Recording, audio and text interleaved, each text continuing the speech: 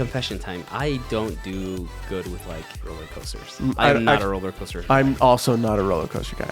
But you can have opportunity to like really do some incredible like character arcs and growth when you do a story about like disappointment.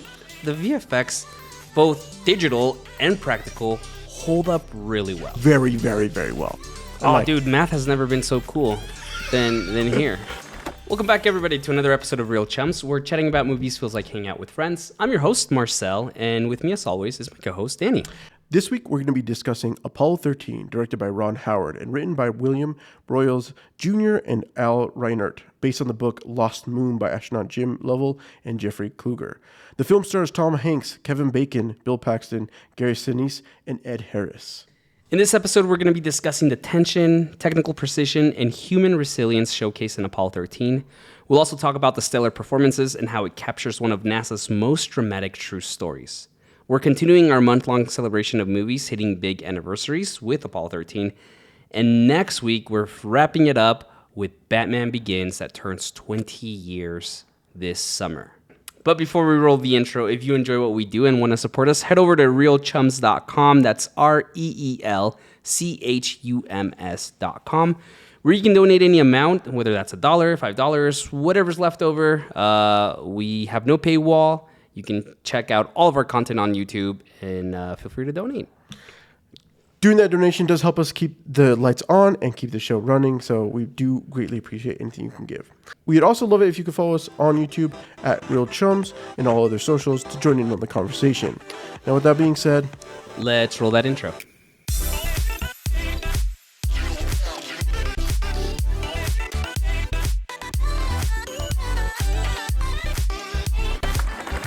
this movie is such a good one.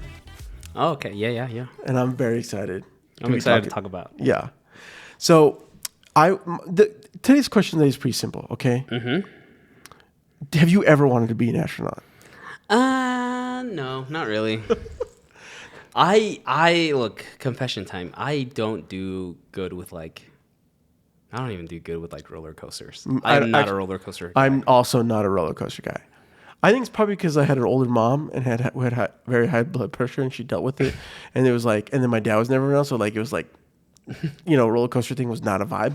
Yeah, but for me, like I can do like Disney rides. There are some Disney rides that I just can't do. Like I can't. Six Flags, never. You'll never see me there. Knott's Berry, whatever. Yeah. Never.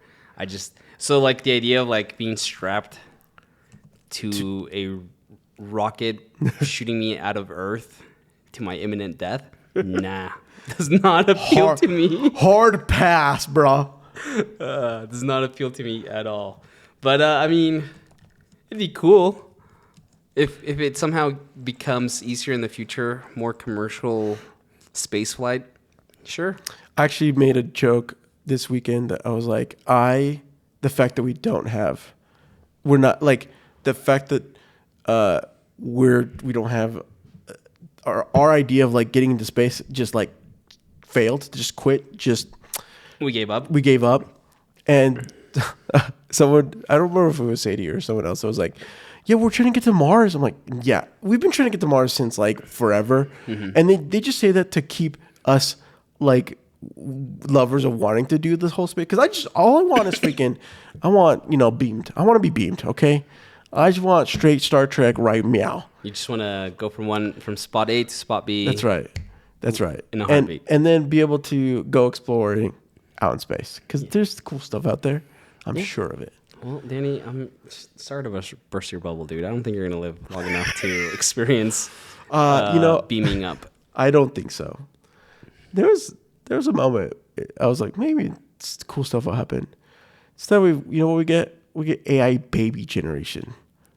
That you've seen that trend? No, I haven't. People are making accounts, taking people's podcasts, turning them into baby versions of themselves, and then like taking a soundbite of their clips and making a video AI generation of this baby. So like, it's ridiculous. This is our great minds at work, dude. It is peak. Well, look, let's talk Apollo 13. This movie came out 30 years ago this summer. Big hit. It got 9 nominations. Yes. Tom Cruise. Tom Hanks did not win for a third last time. week, bro. Last week. Yeah, Okay. no, last week was Tom Cruise. But look, quick synopsis. NASA's Apollo 13 mission intended to land on the moon turns into a harrowing fight for survival after an onboard explosion cripples a spacecraft. With limited resources and time running out, the crew and mission control must work together to bring everyone home safely. Okay, a follow-up question. Yeah. Are you a space movie guy? I mean, I know we've done Star Trek. Check out that episode. Have we done Star Trek? Yeah, we did Dark Side of the... No, we did... Oh, yeah, the second one. The second one. Uh-huh. Beyond... Sorry. Yes. Whatever. Something beyond. Dark... So, no. Isn't it something beyond? Yes. No. Yes. I can't remember. I'm fried. A little fried. The second J.J. Abrams. Yes. Yeah. So check out that episode. It's a fun one. Yeah. But when I'm talking about like our reenactment or like love or portion of like space movies. I love space movies. As a matter of fact, I want us to do a whole month of space movies. Okay, I'll put it on the docket. Yeah. Are you selecting movies or am I? I hands down want to talk Contact. I had that on my docket for a separate whole Other segment. a whole other movie. Yeah, month. Okay. I think love we should- Contact. Yeah. It's coming up, I think, next year or in 97. It's coming up on its 30th anniversary. And I genuinely love that movie. Dude, I think I've only seen that movie once. Oh, dude, it's great.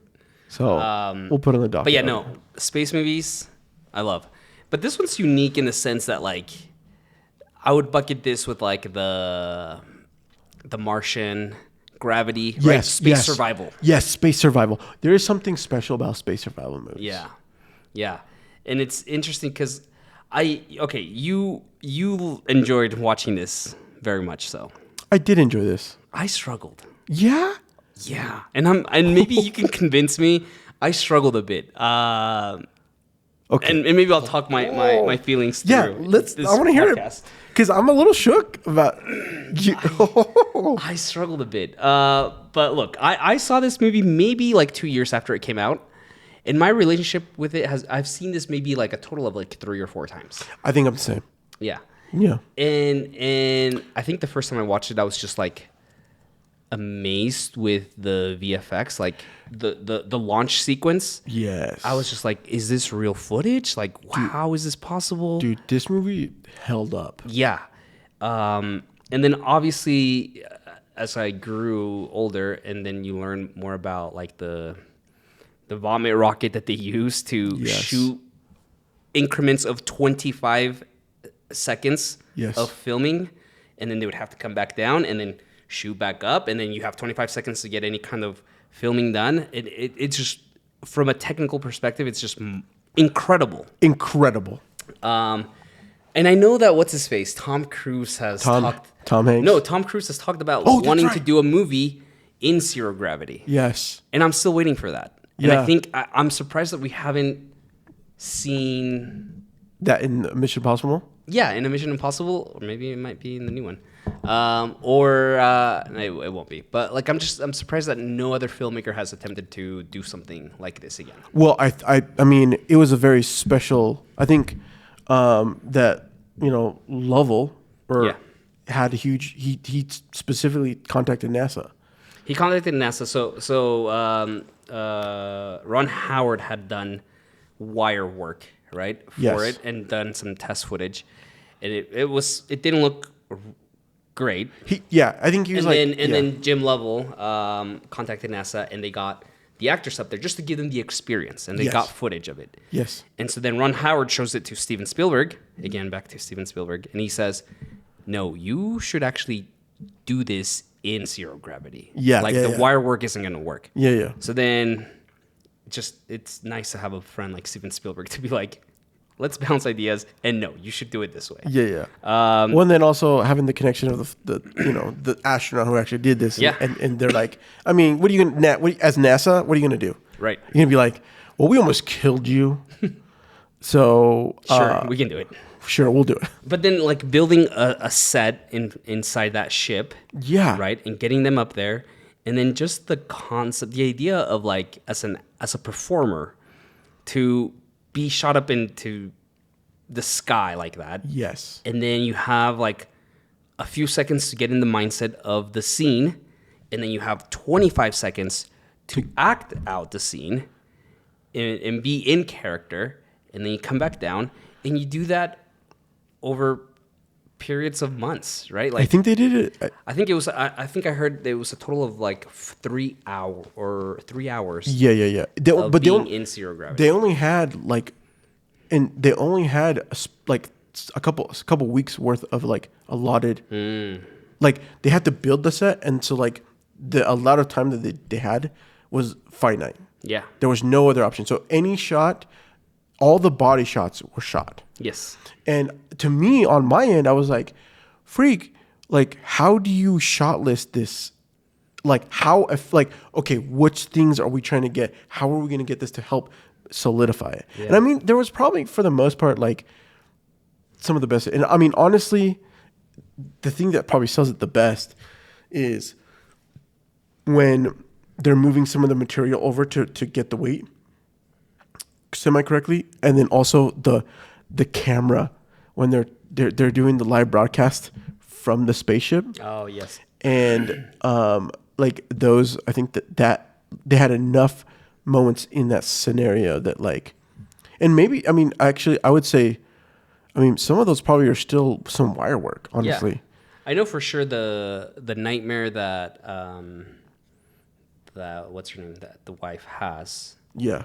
That was wire work that Marilyn has. That was wire work, but like overall, like it's still like the VFX, both digital and practical, hold up really well. So very, very, very well. Like very well, and it's incredible to like just to also see Ron Howard in this phase of his career.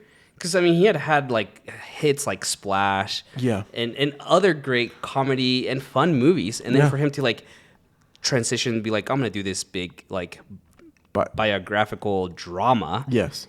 And see how we pull it off and really expand his skill set in shooting in zero gravity and everything else. But like, it's really a huge undertaking, and just like hats off, like incredible work. And I that was actually something that made me like, I'm like, man, I'm happy to be watching this game, because I was actually kind of shocked at how amazingly well the VFX held up. And it made me think, what the hell happened to some other, like, is it just because we have like some better like models that we've always been trying to like figure out space, and so there's like a lot more data, and there's like, we're not trying to recreate anything super specific, unique. We're looking for space, and we as society on Earth. But I mean, the rocket portion of it just looks phenomenal. Yeah. And then even then the externals of the spacecrafts. I mean, they could. I don't know if I didn't double check if they did miniatures. I think they did some miniatures to some portion. Anyways, it was great. So then, if all those things are there, then what didn't land for you? Excuse me. I think it's hard for me. This is our second biographical movie that I think we discuss here on. Yeah, well, the first one was it The Hurricane? The Hurricane. The Hurricane. Yeah. Check out this episode a couple weeks ago. Yeah. I think what I struggle with is I feel guilty being critical of a movie that's autobiographical, because that's really what happened, right? And I don't want to like I don't know. I don't want to like criticize something or someone because that's how they really are, or that's how it really happened. But when you translate that to film, then it's like, Oh, this is a perfect anecdote. I have wait, sorry. Okay, go. no, go ahead. Well, I guess like I just wasn't impressed with Tom Hanks' performance. I think Jim Lovell is a very like like very stoic, Yeah. calm individual, right? Yeah. And not that I want over dramatization of a biographical movie, right? Not that I needed him to be like super emotional or anything like that, but like maybe I lacked something from that aspect. And again, Marilyn's character down on Earth Yeah. gives us that emotional perspective and that weight of the toll that it's taking on her and her family and the circumstances that they're in, right? Yeah. But I think the three individuals on the ship, I'm just kind of like, you guys don't have any personality. You know, okay. But I feel bad saying that because that's like they are portraying these real life humans as to how they were. And yeah, okay, that's very interesting because the anecdote I have is that as I was trying to like double check, I'm like, did they shoot this in zero gravity? Right? I'm like, because I'm like, there's no way that they're doing wires because I'd forgotten. Yeah. Right. And so I'm like on YouTube, and there's this. I get a clip in Shorts later, a couple of days later, after I did the initial search for Apollo 13 stuff, of Tom Hanks at like a university thing, talking about it because he's a huge astronaut guy. Yeah. He's always wanted to be an astronaut. And so, but he's like, listen, the struggle was dramatization. I listened to the real tapes. Yeah. He's like, let me just explain to you what happened. You know the burn section where they need to course correct. So apparently they had to burn so that, because like they were going to miss the trajectory of the Earth, right? Uh-huh. To burn, they had to actually like make it so they were horizontal to make, and then move over to get in line with Earth. So they were like sideways. We don't get that. It just is like, and especially because we're in cars where you think everything. Yeah. Anyways, so he's describing it with his little stuff that he's got, the way Tom Hanks does, and he's like, so this is what happens. And he's like, all right, Houston, we're ready to burn. Burning. Shutting off, burn. Done. That's it. That's it. Yeah. And the thing was much longer, right? Uh-huh. None of the there. So like this feeling that you have, I think truly does come down to the balance between a biographical depiction of this life event. And yeah. I really do think that I actually didn't have a problem with Tom. I had a problem with Bacon. Okay. I just felt like, I mean, I know he got, in this, in real life events, he gets the, he gets thrown in last minute because of the measles, the scare of, Swigert, for Mattingly, yeah. Right. And so there's like this, he's nervous, I'm sure, but also like these guys are professionals, right? They were some of the first astronauts. They're like, what else are you gonna like? We knew the risk. Sure. And going back to Gary Sinise's character, Mattingly, like I think that's where we get the most. Right? And I think Gary Sinise is wonderful in this role. Absolutely wonderful. We get the emotion of finding out that he's not going to be able to make it, right? Yeah. And the frustration, frustration and even anger that he has. And then when he gets pulled into NASA to do all the projection models and whatnot, like we see him and we get more depth out of him than I think we do out of the three others. Yeah, no, I 100% agree. And again, this is why like I kind of feel bad like criticizing, but like to your point, yes, like they are professionals. They know what they're doing, and it's hard for me to be like, I wanted more dramatization or more depth or more emotion, but like they are doing how they portray these individuals as to how they were. Yeah. And so and so that's why like I'm conflicted with it from that aspect, from the performances. But again, like what's her name? Marjorie? Yeah, Marjorie. Yeah, is that it? Yes. Marilyn. Sorry. Like she steals the show for me. Okay, so this is the thing that I think where I felt like, because I think those three had to play the role that they played. Mm-hmm.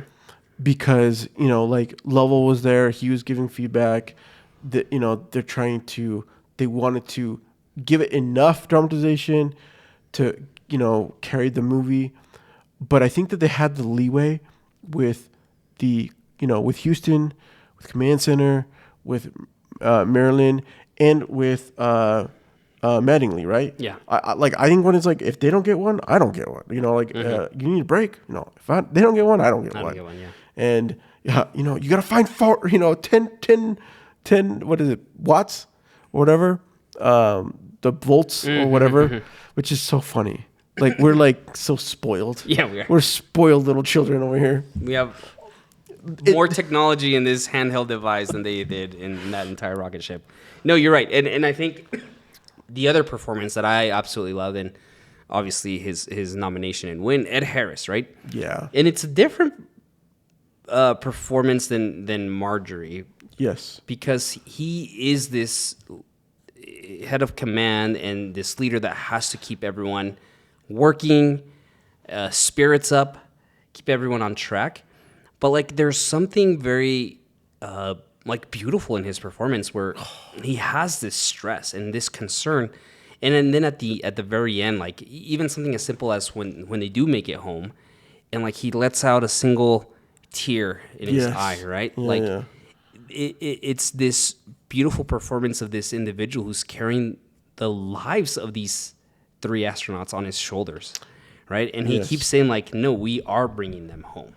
There is no odds. Like they're coming home. Yeah. We've never lost any like astronauts in space, and we're not going to start now. And we're not doing it on my watch, right? Yeah. And so like it's a great, excuse me, a great juxtaposition between him and like Lovell and him and Marjorie, because he is emotionally driven. He does have a purpose, and he has, as a character, he has the agency of getting his team on board to save the astronaut's life. And so it's interesting, and I get it. Like, maybe I'm just dogging too much on Tom Hanks. Well, I think that, we've done, we did Big. Yeah. What else have we done? Have we done anything else with Tom? No, I think I think it's it right now. But the things he's beloved. It's not to take away. It's not to say that he's a bad actor. I just think the script didn't give him the ability to perform. I think that they had constraints. How much can you do trying to capture zero gravity? But they were stuck up in space, and I don't know how much. I don't know. I did make one read the book and see like what was going on up in that more, because we get the tension builds due to the things on here on Earth, on Earth, right? We get Gene in mission control and his crew, and then the Marilyn back at home, which truly, I just want to reiterate, her performances in this film is probably what sells. Is I think I feel more emotional and I'm happy about this film because of her overarching like deliveries and her subtext of like her trying to be a strong woman, but also like knows the dangers and is recognizing what's happening and is glued to want to make sure that he's going to be there.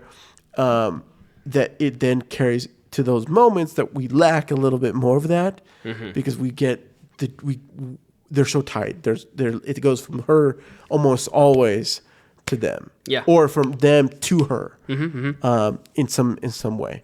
And I do think the scenes that Tom and Kathleen have together really stand out, and they're great. I love the scene when they're driving back in his Corvette, is it? Yeah. And it breaks. It's just like, it keeps doing this. But like that disagreement that they have, like about her not wanting to go to another launch. That was so casual. Yeah. And he's like, why? Right? And like this, I love seeing that on screen of a couple having a disagreement. Not an angry disagreement, but just like, him wanting her to be there to support him, her saying, pushing back and being like, it's hard on me to see this. Like, no other astronaut's wife has done 3 launches, and I have, right? Yes. And so, like, I love that scene because you get her perspective. Yeah. And you're more understanding as to why the toll that this takes on her. Right? And then it's a beautiful setup to the pain that she has later on in the payoffs as she's learning that they're stuck up there, that they can't make it back. And so, like, we see that come to fruition, that concern and that worry that she has. And they could have very easily not put that scene in there. But because they do it, I think it grounds, so to speak, the rest of the performances for me. So it's funny that you say that, because I actually, I noted that scene, and actually that first act of Marilyn and Tom, their performances together. Mm-hmm. Actually, the party scene when he's like looking up at space, that's one of the most, like, felt such like a real moment. Yeah, yeah. This, like, they're a little drunk, but they just like having this wonderful, like, they love each other, and they did such a phenomenal job depicting that relationship for these two characters, mm-hmm. On screen, and it was then amplified to that little argument. This, like, hey, giving us that perspective, right? Of, I don't know if I'm going to go. It is hard. And I think to me, I feel like it even amplifies more when she, and I mean, this is the era, right? They're not going to be vocal about this, but, like, the fact that they're having a broadcast, and she's like, did anyone tell them that they're not being broadcast? Dude, she is so mad. That scene breaks my heart. It breaks my heart too. I don't know why, but it really hit me because he's doing this whole performance for the world. And what they don't have any, they're more enthralled with, what was the thing that was going on? There was, like, some other newscast that like, and you're like, yeah, it just, the networks don't care. And I think it hurt more now, because if for whatever reason, let's say we were in a situation, mm-hmm. we were sending something, again, new to space. Maybe it's the first people to, like, inhabit the moon station to in order to help us get to the whatever. That would happen today. That would not get any. It would get the NASA YouTube channel would stream it, and there would be a 10-second blip on news because there were 4 other things. The P. Diddy trial it took over. You know what I'm saying? I'm just like, there is truly this idea that this is not novel because we went to the moon and we landed on it for, like, and that's it. Like, we put our flag there. Yeah. First. Oh, we did it. Great. That's it. Well, I mean, there was, like, a recent, like, space rescue, right? Yeah, I do know this. Okay. I mean, I'm one of those people who saw on the news. I was like, oh wow. Anyways, what's the next thing on the news? Like, I didn't care for it. And it's not that I didn't care for it. Like, I just saw the headlines. I'm like, oh, that sucks. Well, the problem is that, like, that is the case, right? Because they were stranded up there due to SpaceX. SpaceX had to go save them, right? Now, I think, yeah, SpaceX. Because they went up there and they got stuck because the shuttle wasn't working, and then the whole issue with Katy Perry and that was that one. That whole thing. Yeah, but, like, they were up there for 9 months. Yeah. And I was just like, oh, okay. But it's because, well, maybe we can discuss this, but, like, we've been conditioned now to not care about space exploration. That's what I'm saying. That's like, yeah. So here's what I really, really liked about this movie. Yeah. And this movie is framed around disappointment. Yeah. it starts off The with most successful failure. yeah, but like the movie starts off with the incident. It was at the Apollo first, the Apollo 1, with the fire in the cabin. Yeah, right? yeah. We have that, and then we get more disappointment over the fact that Mattingly can't go up, and then we just lost the moon, right? So disappointment, and then it ends with us finding out that obviously Lovell doesn't fly again. Yeah. Fredo's mission gets canceled because there's no more funding. And then Mattingly Becomes a senator. but then dies before he gets sworn in. Yeah. And so then, like, it's just disappointment after disappointment after disappointment. Yeah. It starts with disappointment. It ends with disappointment. Yeah. And I find that fascinating because there are not many movies nowadays that position men, strong, poised men, Yeah. in a setting where they are going to be constantly disappointed. Yeah. And I think that's really beautiful storytelling. And I think we need more of that because it again, this one it's based on a true story, but you can have opportunity to like really do some incredible like character arcs and growth when you do a story about like disappointment. So does this feeling feed into the fact that like, man, I wish there was more to the characters? Maybe, but like there's maybe that's where my feeling comes from, because I think I watched it this last time and I was just like, wow, like the themes of like, yes, there's themes of heroes and teamwork, ingenuity, like this team coming together, and obviously the theme of like of teamwork, of coming together, finding a common problem and overcoming that, right? I don't care about what anything was designed to do. I care about what I can do. Yes. Right. And so like it's a beautiful theme, and what does Gene say? Like work the problem. Yeah, right? work the problem. That's such a Powerful statement. a powerful statement. But like this movie is framed to be it's about disappointments. Yeah. And how we react to disappointments. And yes, it's a successful failure, but like what do we do as individuals, as a society, when we are faced with disappointment? How do we react to that? And whether that's, don't tell me what I can't do, tell me what I can do, or work the problem. How do we overcome that disappointment? And not necessarily failure, because to their point, this became known as a successful failure, but like it's disappointment that can take a toll on an individual, right? And maybe that's more of what I wanted. Like they're and I get it, they're professionals and they didn't even have time to maybe process that disappointment. They're just trying to stay alive and make it back home. Yeah. I think other movies might have the opportunity to address more of that. But I even got on because they have the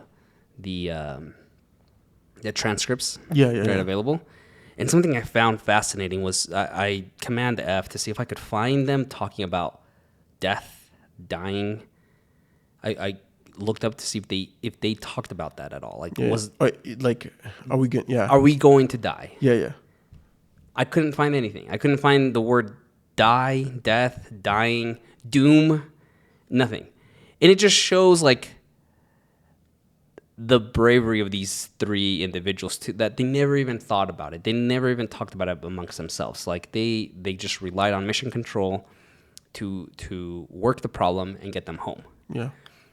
But disappointment, like it's so prominent and so strong in this movie. I think that's fascinating, especially especially in the toxic male environment that we live in at times. Like we don't get a lot of stories about disappointment like this. Yeah. And I think it's a beautiful framework for this movie. It's funny. I really enjoy that. I think that you're right. Because I think, I'm a huge fan of biographical films, actually. Mm-hmm. There's, the fact that there's these moments, these stories that happen to people that we can learn from, and we can, capture that, whether that be in fictional or biographical film, dramatization, Yeah. or in a documentary style, right? Like of trying to tell the story and capture real people's insights to those situations. It is the space aspect of this one, I think, is even more prominent because, for many years, NASA barely, survived. I mean, at the end of the day, they have to fight with the fact that there are people out there that says, nah, moon landing didn't happen. Yeah. The reality is that whether and you bringing up the fact that the astronauts, the female and the male that were stuck up there for much longer than they were anticipating due to the cabin or the not being able to hit the quota. There was the spaceship that they were supposed to get had issues. So even before they got there was issues already played in that. Okay. Right? And so as they get there was a whole bunch of failures and struggles there that they had to go to a private company in order to get them to saved, right? Goes to show that, and then we don't even I can't even remember their names because I'm a jerk. Yeah. It's this idea I opened up this episode with have you thought you ever been wanted to? I've never wanted to be an astronaut, but the idea of that we have people out there that want to be astronauts, that want to conquer the science and make available the opportunities of what it does. And I think part of that comes down to Star Trek, right? Like this idea that they gave up the political aspects, the mission for one thing. And I think that this story is a story of failure, yet it provides that, we work together, and even though we failed, and I think this is where the level narration from Tom at the end is what he's trying to depict. And I think, I don't think I'm gonna convince you that this movie. I think you might have convinced me maybe not to convince you. I think this movie is good and it's phenomenal. Yes. And we should rewatch. If you didn't watch it, you should rewatch it because it's worth a reminder because of that one aspect that you say, that it's a reminder that, we can do a lot of things. And even though we can work the problem and make it through, that we can fail and that's okay. Yeah. And that there's growth in that failure and that you don't need to blow up. You don't need to yell at people. You don't need to you're there to work the problem. We're there in this journey. And in fact, honestly, and I think this is where some of it where NASA comes down to is they understand that that quote of you can work this, let's work the problem. They understand that we're not failing. Every moment of us coming to a wall opens up a new thing. We're still over 14 watts. Okay, let's run it again. I think I can cut out a couple other sequences or blah blah blah blah. Right? And them getting to this spot and what's his bucket? Mattingly saying, well, what can we reverse that, right? Because one question was brought up after they made their goal. Yeah. I think that's the stuff to me that is that this is about failure, but true progress never comes at the expense of success. I like that. True progress comes from trying to tackle a challenge that either hasn't been done before or you're doing it in a way that makes it more difficult, but might be a better way. Yeah.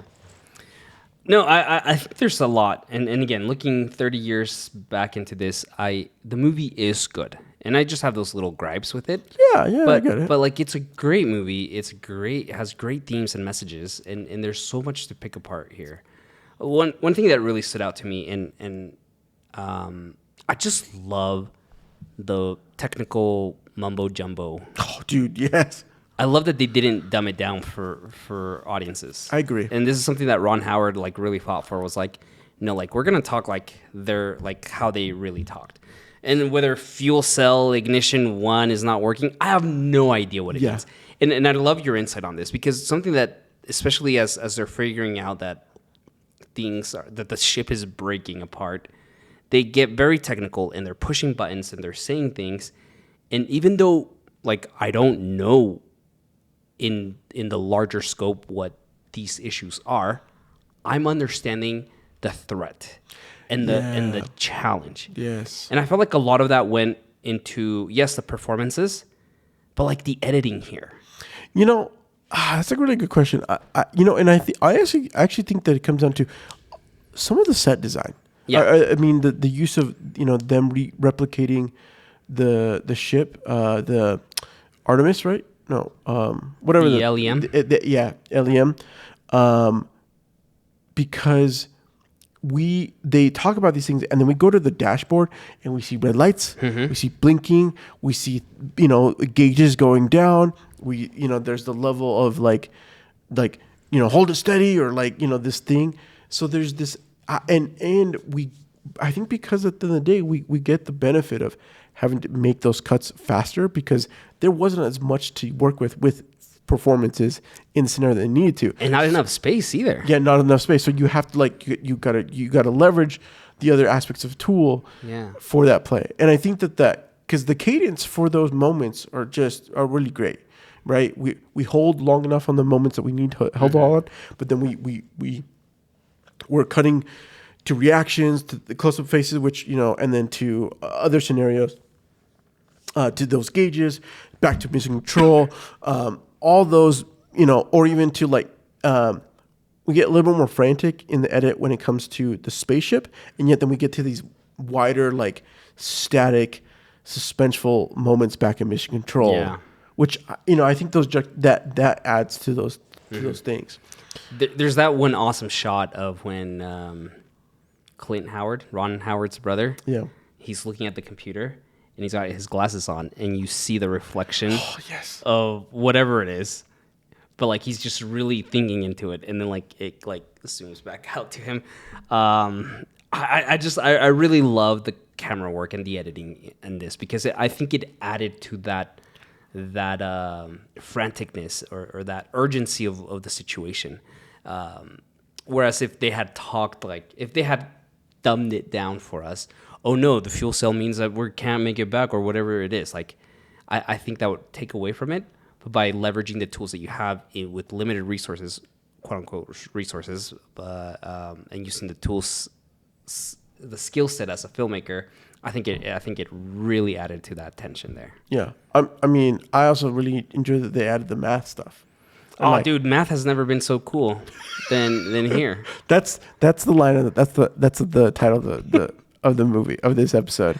Apollo 13, math has never looked so cool. I actually know, there's 3 movies I can think of where math is front and center. Yeah.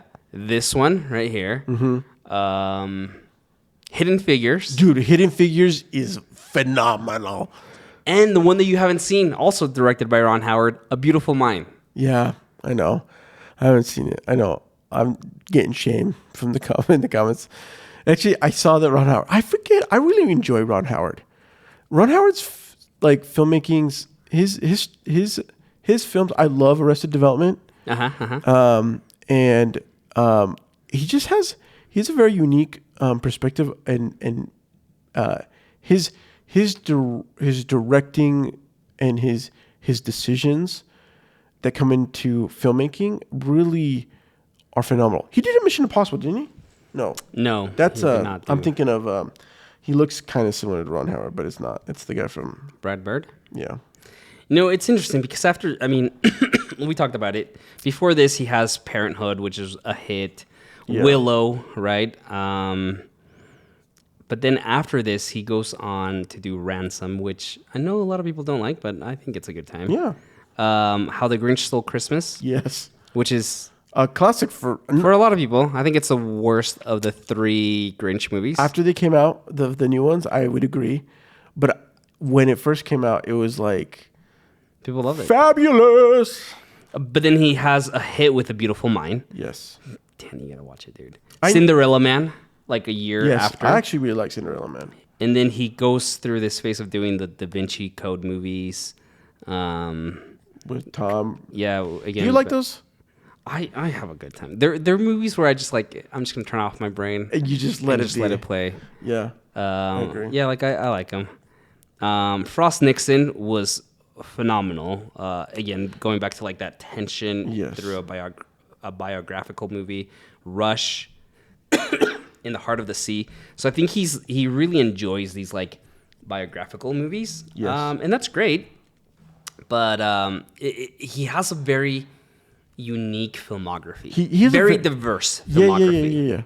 And I think he likes, like, I think he really enjoys.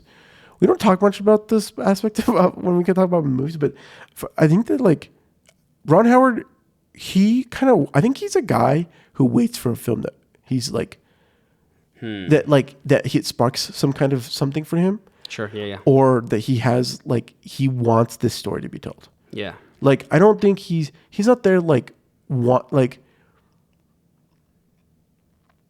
he's looking for a kind of movie that he's got some sort of checklist. Like, there's something to him that's like, I haven't done one of these. I'm waiting for something to come to me. Oh, this is it. This is what I'm gonna do. Right.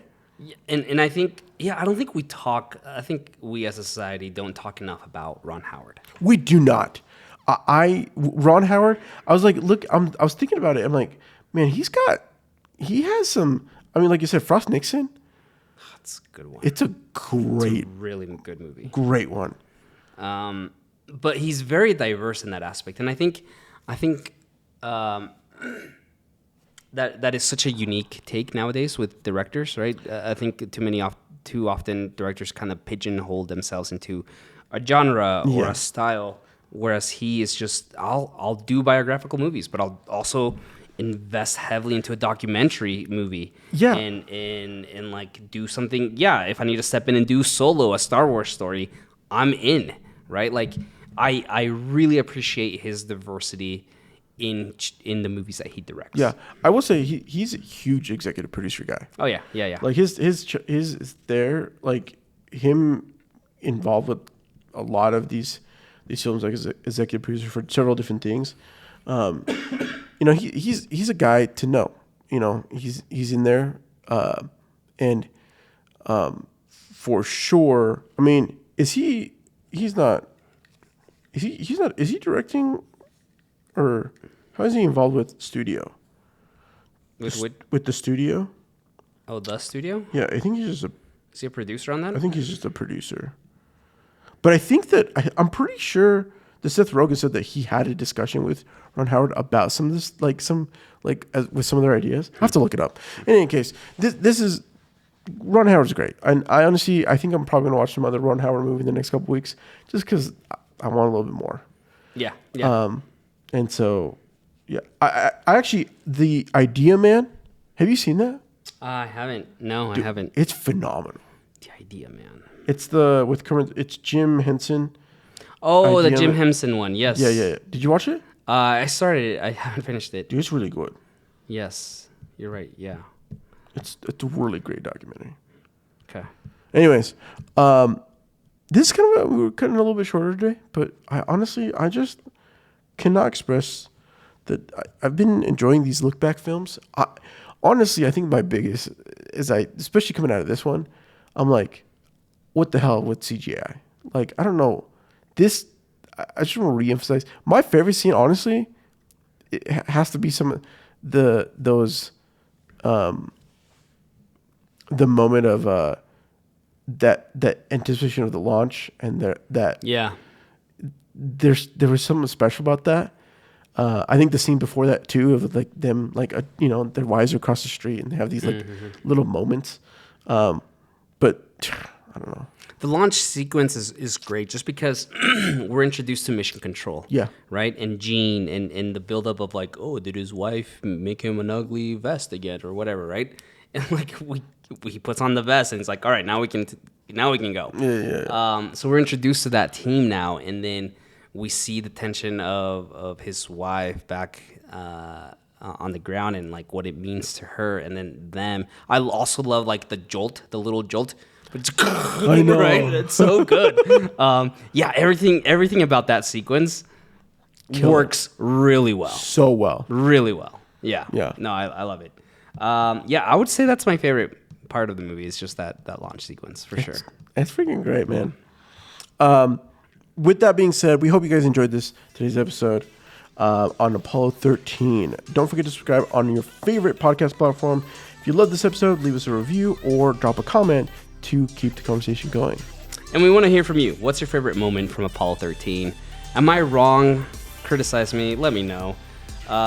Look, you can connect with us by joining our newsletter at realchums.com/newsletter. You can also find me, Marcel, on Instagram and Threads at Marstrosity, MARZTROSITY. And you can find me at Rubio.tv. Join us next week as we wrap up our Look back with Batman Begins as it turns 20 years in June. That's wild. Wild? 20 years, man. I remember. Dude, I remember. Everything about this movie. We're going to talk about it next week. See you then. Later.